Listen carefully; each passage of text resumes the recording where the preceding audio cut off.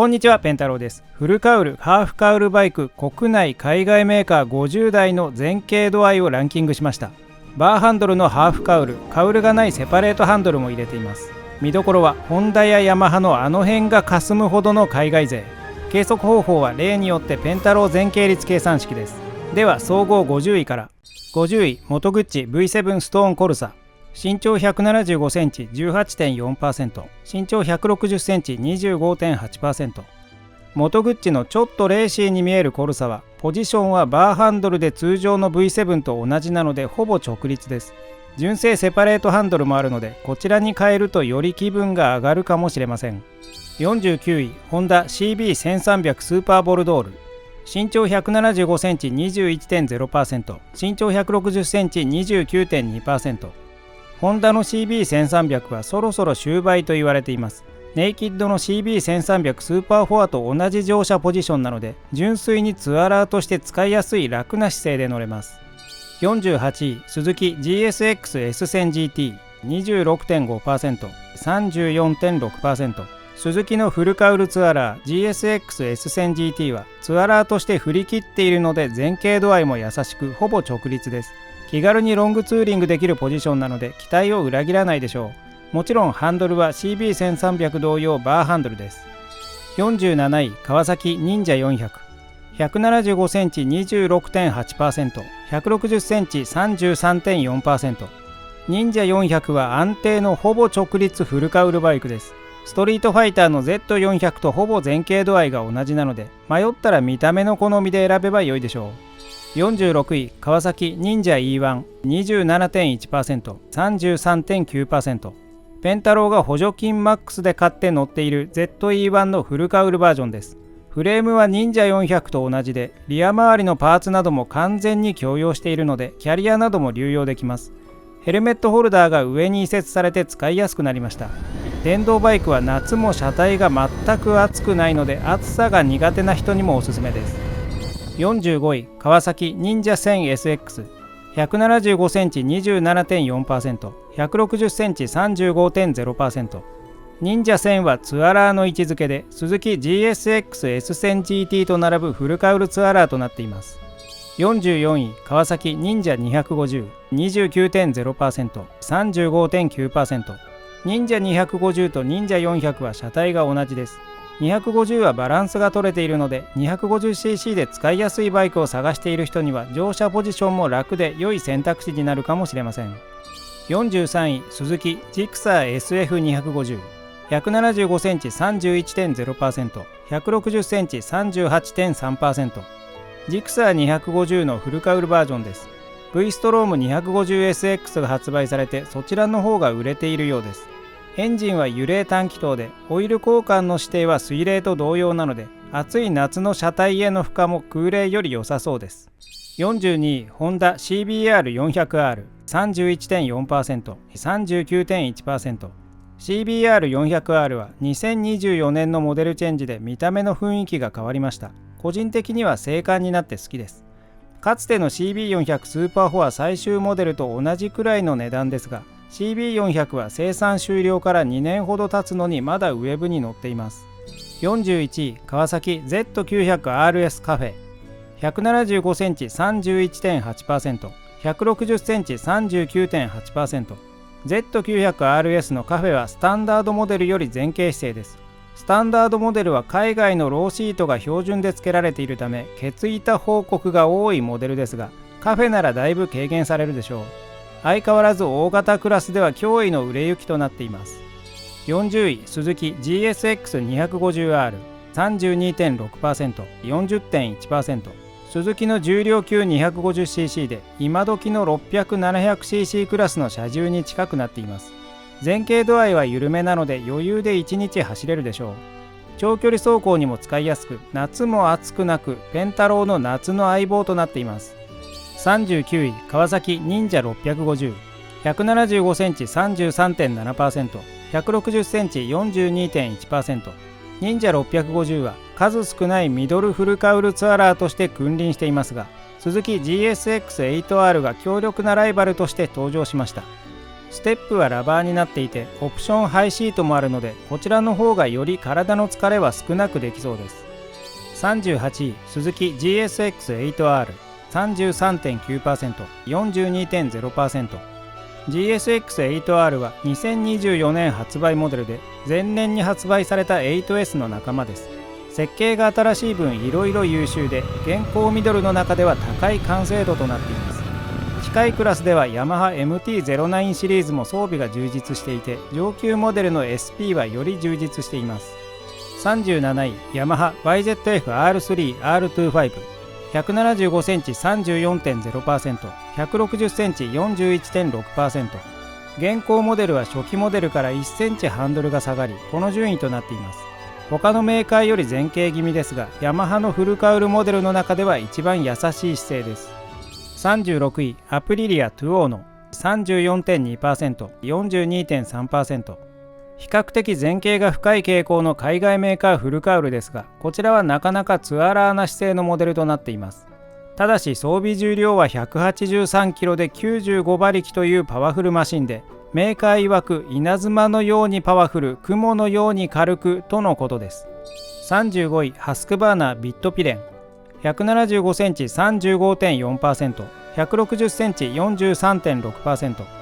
ビットピレンというとスーパーハード前傾を思い浮かべるかもしれませんが、2024年モデルで大きく仕様が変わり、直立に近い軽い前傾になりました。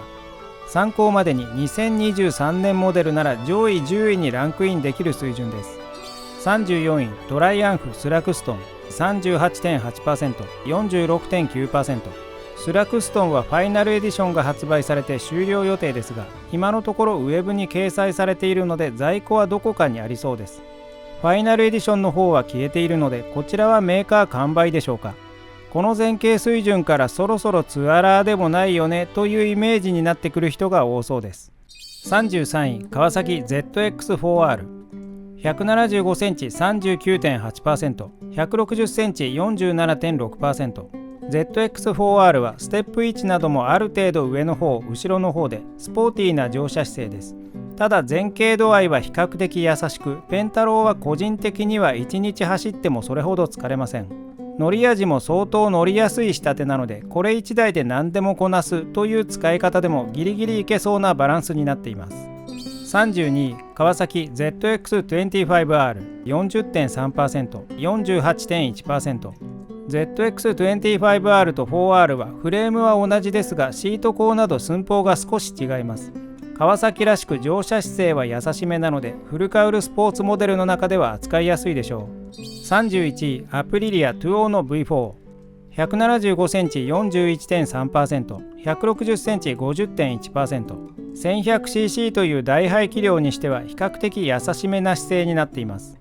30位、スズキ GSX-R125 42.3%、49.9%。スズキの 125cc GSX-R125 はそこそこ前傾を感じる姿勢です。前傾が辛い人にはストリートファイターの GSX-S125 もあります。S も爽快に走れるので、乗り味は好きだけどポジションがという人は S を選ぶと良いでしょう。29位、ドゥカティスーパースポーツ175センチ 43.6%、160センチ 52.6%。ドゥカティにしては優しめなスーパースポーツです。シート高も低めでそこそこフレンドリーなので、ドゥカティに乗りたいけどできるだけ楽したいという人の受け皿になりそうです。28位、ホンダ CBR250RR 43.8%、52.4%。かなりハードなイメージを持っている人が多い CBR250WR ですが、 GSX-R125 とも大きくは変わらないくらいのハードではない前傾です。例年安定して売れているモデルです。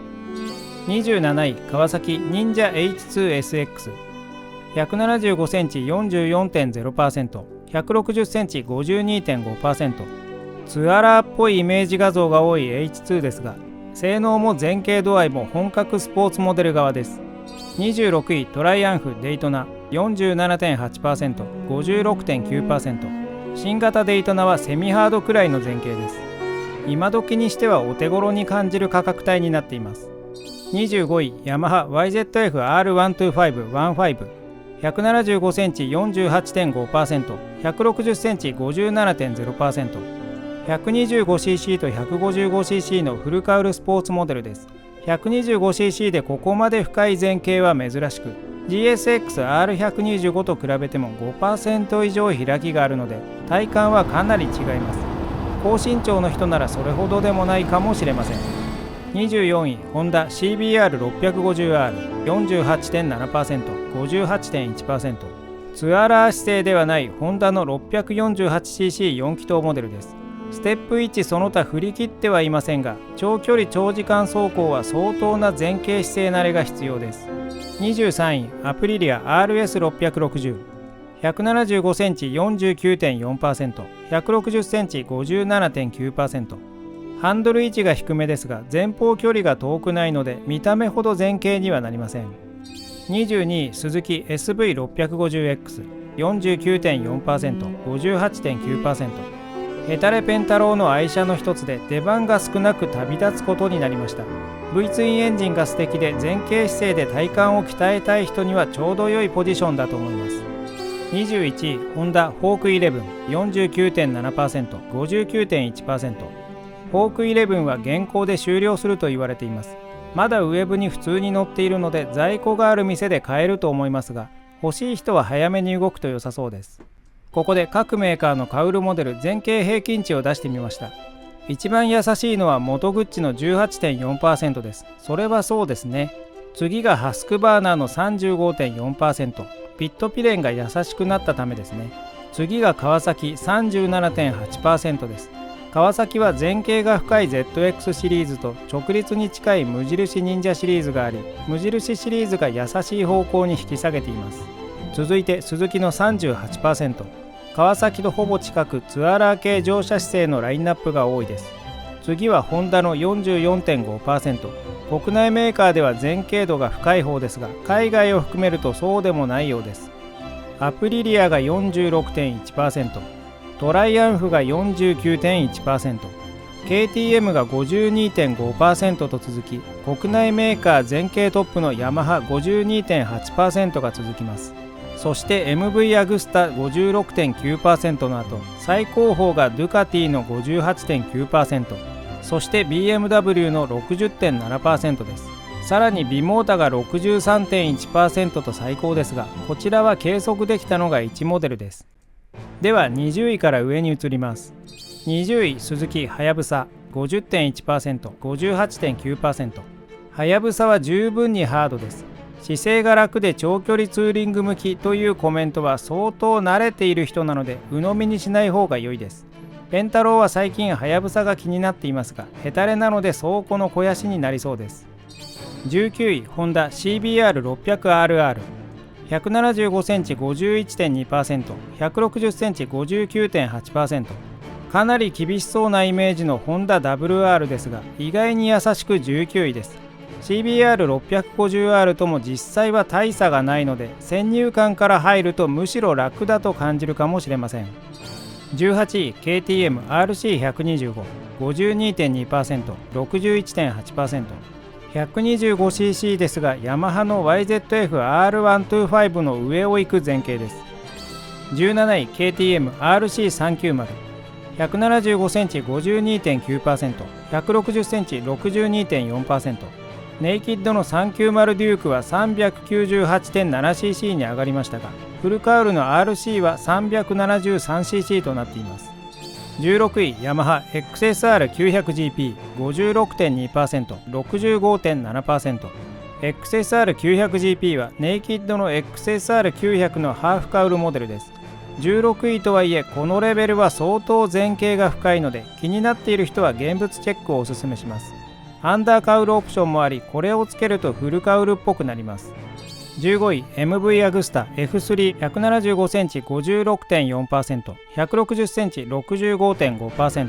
こちらは排気量約 800cc ですが、147馬力となっていて、近い排気量のスズキ GSX-8R の倍近いパワーです。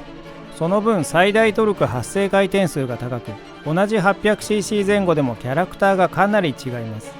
14位、川崎 ZX6R、56.6%、65.4%。前傾が厳しいイメージがある ZX6R ですが、それでも14位です。この先が思いやられますね。13位 MV アグスタスーパーベローチェ。175センチ 57.3%、160センチ 66.5%。丸目ヘッドライトの特徴的なモデルスーパーベローチェは 800cc で F3R と同じく最高出力147馬力13000回転の高回転ハイパワーモデルです。 XSR900GP よりも尖った性能になっているようです。12位川崎 ZX10R 59.3%、68.6%。川崎はイメージより前傾が緩やかで 10R でも12位です。直立忍者400なども含め前傾が苦手だけどフルカウルに乗りたい人はとりあえず川崎を選んでおけば被害が少ないでしょう。11位アプリリア RSV4。 175センチ 59.6%、160センチ 69.0%。 アプリリア中最高前傾度の RSV4 です。 ZX10R と並んでスーパーハードレベルですね。では10位から1位に行きましょう。10位ヤマハ YZF-R7 60.0%、69.7%。 うっかり買って前傾の厳しさに衝撃を受ける人多数のモデル YZF-R7 は乗車姿勢に妥協を許さないヤマハらしいスーパーハードです。国産ランキングでは3位でしたが、海外メーカーを含めると10位になるということは10位以内の海外メーカー怒涛のラッシュが期待できますね。9位 BMW S1000WR。 175センチ 60.7%、160センチ 70.6%。 ラインナップ豊富な BMW のフルカウルスポーツモデル S1000WR もスーパーハード水準です。8位 BMW M1000WR。 60.7%、70.6%。 M1000WR は S1000WR と寸法は同じようなので同率と思って良さそうです。7位トライアンフスピードトリプル1200。175センチ 60.7%、160センチ 70.5%。 クラシックテイストのラインナップも多いトライアンフですが、スピードトリプル1200は丸めハーフカウルのモデルです。6位ドゥカティスーパーレッジェーラ V4。 62.8%、72.7%。スーパーレッジェーラは500台限定生産。メーカーによるとドゥカティ史上最高なモデルというだけあって234馬力とピークパワーは今回紹介するバイクの中で最高値となっています。ここから上位5位です。5位ドゥカティパニガーレ V2。 175センチ 63.1%、160センチ 72.8%。 ドゥカティパニガーレ V2 が5位です。パニガーレは V2 と V4 がありますが、シート高を含め少し寸法が違うので前傾率にも差が出ています。4位ビモータ KB4。 63.1%、73.1%。 ビモータ KB4 は川崎プラザなどで買うことができます。見た目の通り前傾が深く4位に入りました。お値段437万8000円とかなりの高額で、なかなか公道で見かけることはありませんが、一部の川崎プラザに展示車があるので意外に現物を見に行きやすい車両となっています。では3位から1位の発表です。3位ヤマハ YZF-R1。 175センチ 65.5%、160センチ 75.7%。 前傾のヤマハ YZF-R1 が3位です。 R1 の公道走行モデルは海外で販売終了するので国内も終了と言われています。ファイナルエディションの噂もちらほら聞かれるようになりました。規制の関係で2025年から2026年にかけて終了するモデルが多く、 R1 もその一つとなるかもしれません。2位ホンダ CBR1000RRR ファイヤーブレード。175センチ 65.7%、160センチ 76.2%。 ホンダのトリプル R が2位です。国内メーカーではトップでしたが、海外メーカーの1台がその上を行ったようです。 CBR1000RRR は2024年モデルで少し姿勢を優しくしたとメーカーは発表していますが、正直焼け石に水レベルの差で前傾最高水準には変わりありません。1位ドゥカティパニガーレ V4。 175センチ 66.2%、160センチ 76.5%。王者はドゥカティパニガーレ V4 でした。写真から測定しているので誤差はありますが、過去のモデルよりも前傾が深くなっているようで堂々の1位となっています。やはり強かったドゥカティ。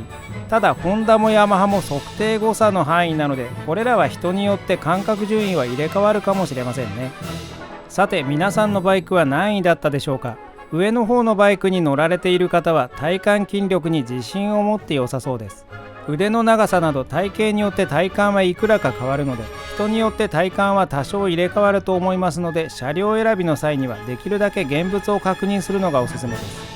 また新しいモデルが出てきたら随時集計していきますので、よろしければ高評価チャンネル登録をお願いします。ラジオチャンネルでバイクの小話、メンバーコンテンツでプライベートな話を紹介しているので、よろしければそちらもご覧ください。じゃあまたねー。